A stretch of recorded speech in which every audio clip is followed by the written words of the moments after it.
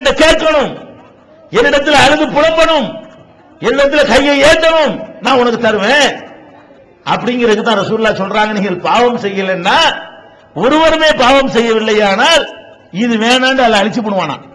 அழிச்சு போட்டு பாவம் செஞ்சுட்டு மன்னிப்பு கேட்பாங்களே, அப்படி ஒரு படைப்பை எல்லாம் படைச்சிருவான். அப்ப எதுக்கு இது சொல்ல வர்றோம்?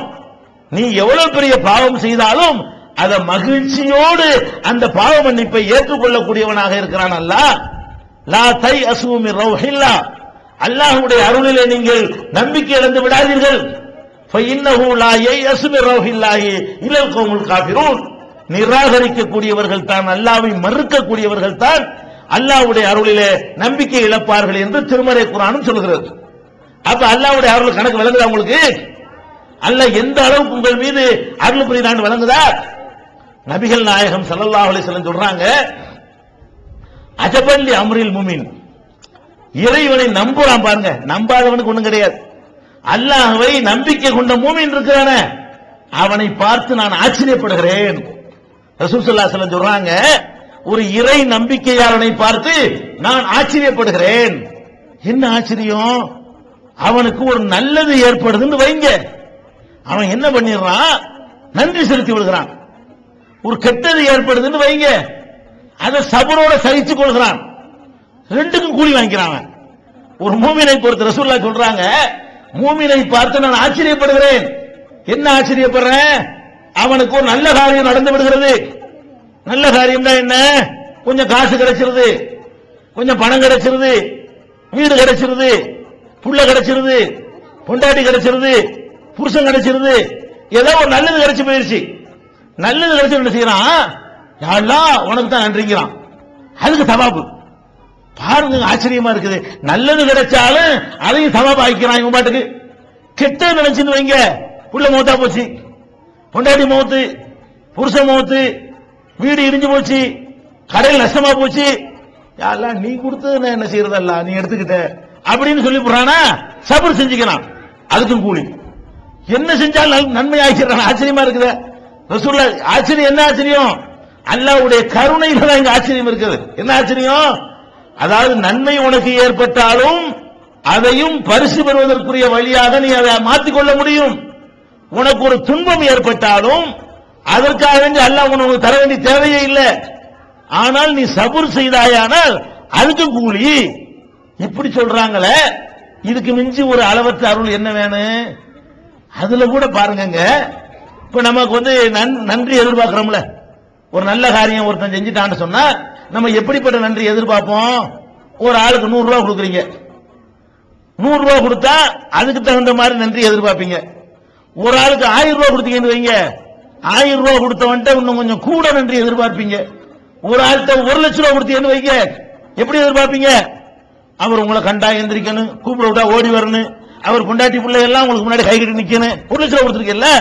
அப்ப நம்ம ஜாஸ்தியா ஒரு ஆளுக்கு கொடுத்தோம்னு சொன்னா அவன் ஜாஸ்தியா நமக்கு விசுவாசம் காட்டணும், அவன் காட்டணும், பொண்டாட்டி காட்டணும், புள்ள காட்டணும், அவன் சொந்தக்காரங்க எல்லாம் காட்டணும் என்று மனிதன் எதிர்பார்க்கிறான். 50 காசுக்கு டீ வாங்கி கொடுத்தோம்னா பல்ல காட்டினா போதும். ஒருத்தர் டீ வாங்கி தந்தானு வைங்களேன், இந்த அளவுக்கு எதிர்பார்க்கிறான். அவன் டீ வாங்கி தந்தவனுக்கு சிரிச்சா போதுங்க. ஒரு 1000 ரூபாய் தந்தவனுக்கு சிரிச்சா பத்தாது, அதை தாண்டி இன்னும் கொஞ்சம் நன்றி செலுத்தணும். 10,000 ரூபாய் நீங்க வாங்கிட்டீங்கன்னா அதுக்கு மேல இப்படி எதிர்பார்க்கிறான் மனுஷன். அல்லாஹ் இருக்கான் பாருங்களேன், அவன் ஆச்சரியமா இருக்கிறது. அவன் உன்ட்ட என்னத்தை எதிர்பார்க்கிறான்? அவன் எவ்வளவு பெரிய அருள வேண்டும் பாரு. ஒரு முதலாளி 1000 ரூபாய் சம்பளம் தர்றான் மாசத்துக்கு, அல்ல 2000 ரூபாய் சம்பளம் தர்றான். ஒரு நாளைக்கு 100 ரூபாய் கூட வரல. ஒரு நாளைக்கு 100 ரூபாய்க்கு குறைவா உன்ட்ட சம்பளம் வாங்குறதுக்காக வேண்டி 8 மணி நேரம் உழைக்கிறேன். 8 மணி நேரம் பெண்ட கலெக்டினா தான் அந்த 100 ரூபாய் சம்பளம் உனக்கு ஒரு நாளைக்கு கிடைக்கிறது. ஆனா அல்லாஹ் இருக்கான் பாருங்களேன், அவன் உங்கள்ட்ட என்ன எதிர்பார்க்கிறான்னு பாத்தீங்களா? ரசூல் ஸல்லல்லாஹு அலைஹி வஸல்லம் சொல்றாங்க, சட்டி சோறு திங்கிற, திண்டு புட்டு அதுக்குள்ள நன்றி என்ன உழைக்கணும்ல. அல்லாஹ் என்ன எதிர்பார்க்கிறான்? அல்ஹம்துலில்லாஹ்னு சொல்றாங்க. அவ்வளவுதான். திண்டது சட்டி சோறு போட்டு மேய்ச்சி விட்டு இதுக்கு என்ன நன்றி அல்லாஹ் கேட்கிறான்? அட இவ்வளவையும் திண்டு மேய்ச்சிட்டு என்ன பண்ணு? அல்ஹம்துலில்லாஹ்னு சொல்றான். முடிஞ்சு போச்சுடாங்கறான். அப்ப அல்ஹம்துலில்லாஹ்னு சொன்னா என்ன அர்த்தமா? இவ்வளவையும் திண்டியில இதுக்கு சரியான முறையில் நன்றி செலுத்தி விட்டாய். அல்லாஹ்வைத்தான் லேசா திருப்திப்படுத்த இயலுங்க. கடினமான வேலைகளை உங்கள்கிட்ட வாங்குறவனா இல்லவன், அவன் கொடுத்திருக்கிற நியமத்துக்கு வேலை வாங்குறதா இருந்தா உங்கள் லைஃப் பத்தாது. உங்களுக்கு தந்திருக்கிற வாழ்நாள் இருக்கு பாருங்க, அது பத்தாது. சின்ன உதாரணம் எடுத்துக்கிறீங்களேன். நீங்க சுவாசிக்கிறீங்க, மூச்சு விடுறீங்கல்ல, காத்தை இழுக்கிறீங்க, அதுல உள்ள ஆக்சிஜனை எடுத்துக்கொண்டு மறுபடியும் அதை வெளியேற்றுறீங்க, மறுபடியும் வேற காத்தை சுவாசிக்கிறீங்க, மறுபடியும் வெளியேற்றுறீங்க. இப்படி இந்த ஒவ்வொரு மூச்சு விடுவதும் உங்களுக்கு அல்லாஹ் தந்திருக்கிற ஒரு பாக்கியம். இந்த மூச்சு விட முடியலன்னா என்ன ஆகும்? அவுட்.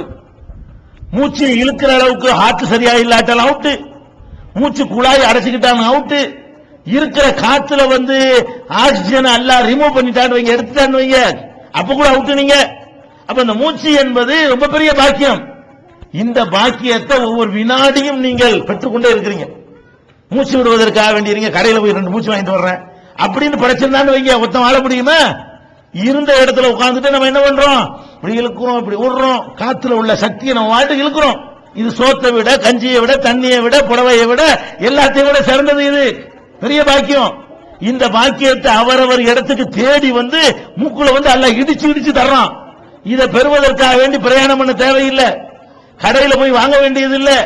அப்ப அல்லாஹ் என்ன பண்றான்? டேய், ஒரு மூச்சு இருக்கிறீல, அதுக்கு ஒரு சுப்ஹானல்லாஹ் சொல்லு, ஒரு மூச்சு உருறீல, அதுக்கு ஒரு சுப்ஹானல்லாஹ் சொல்லுன்னு சொல்லி இருந்தா மூச்சுக்கு மட்டும்தான் உனக்கு நன்றி செலுத்தல, மத்தவன் செய்யல. உன் லைஃப் பூரா என்ன பண்ணனே? சுப்ஹானல்லாஹ் சுப்ஹானல்லாஹ் சுப்ஹானல்லாஹ் சுப்ஹானல்லாஹ் சுப்ஹானல்லாஹ். இதை இப்படி ஆக்கியிருந்தான்னு வைங்க, ஒரு மூச்சுக்கு ஒரு சுப்ஹானல்லாஹ் சொல்லணும் வச்சா கூட மத்த சோத்துக்கு எப்ப செய்வ, கண்ணுக்கு எப்படி நன்றி செலுத்துவ, காதுக்கு எப்படி நன்றி செலுத்துவ, இந்த உயிரை கொடுத்து எப்படி நன்றி செலுத்துவ, வேற வேற சமாச்சாரங்களுக்கெல்லாம் எப்படி நன்றி செலுத்துவ, தூங்கும்போது அதுவும் சொல்ல முடியாத, மூச்சு கூட சொல்ல முடியாத. அப்ப அல்லாஹ் என்ன பண்ணல? நிறைய தந்திருக்கான், காற்றை தந்திருக்கிறான், தண்ணியை தந்திருக்கிறான், சோத்தை தந்திருக்கிறான். உன் உடம்புக்குள்ள எண்ணற்ற அதிசயங்களை அல்லாஹ் வாரி வாரி இறைத்திருக்கிறான். இவ்வளவுக்கு சேர்த்தா உங்ககிட்ட எதிர்பார்க்கிறான்.